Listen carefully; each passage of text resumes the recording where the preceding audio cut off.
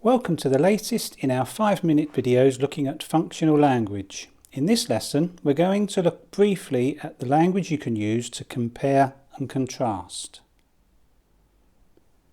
You will often be asked questions that require you to describe the difference or differences between two or more things. Let's look at how you might do this. Of course, this starts with your ability to use comparative structures effortlessly. It's important that you feel comfortable using language like this, and if you're able to use comparatives well, try going one step further and be even more precise in your descriptions with the use of adverbs. For example, when answering the question, "What's your hometown like?" use a comparative structure with an appropriate adverb, like rather. So for example, well, my town's rather smaller than where I'm living at the moment. Here's another example using considerably. And things are considerably more expensive in London than where I'm from. And another example using quite. The roads in my country are not quite as busy as here. There are lots of adverbs you can use to give precision to your comparisons. If there are small differences, use adverbs like slightly, a little, a bit, or rather.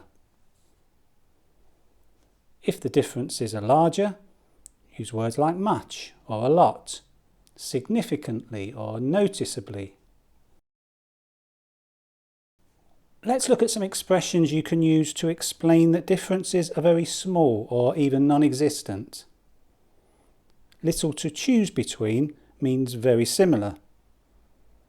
So in answer to the question, "Are you interested in politics?" you might answer, "A lot of people think there's little to choose between the main parties."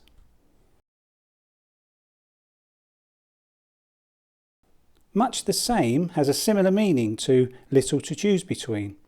So, in answer to the question, "Is English more difficult than other subjects you study?"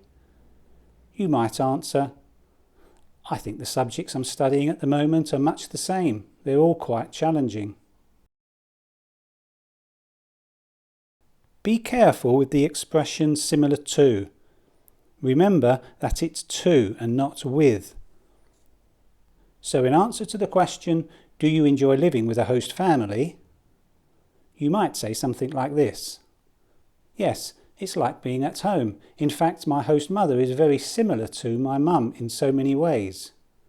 Notice here it's similar to and not similar with. Now, what if the differences between two things are quite large? No comparison is a useful expression in this context.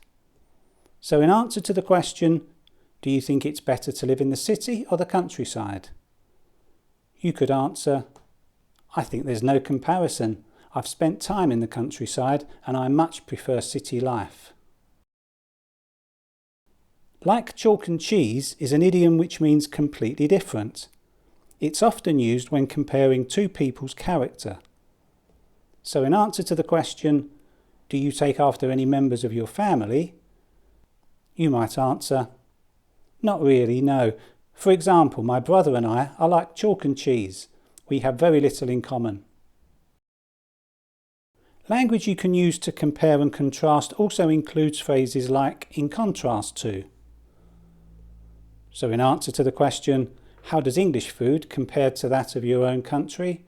you might say, "In Thailand, the food is very hot, in contrast to England, where spices don't seem to be used so much." Notice here how "in contrast to" appears in the middle of the statement.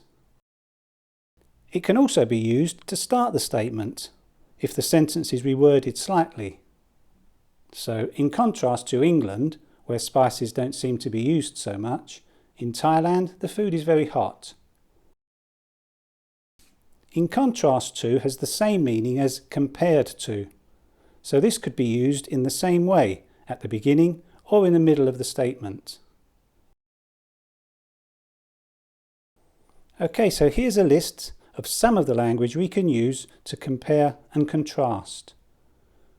Try to use any of these, especially those that you're unfamiliar with, in your English preparation. Visit the IELTS Speaking website and try our weekly practice test. You can listen to other students who've tried the tests themselves or record yourself. You'll find us at www.ieltsspeaking.co.uk.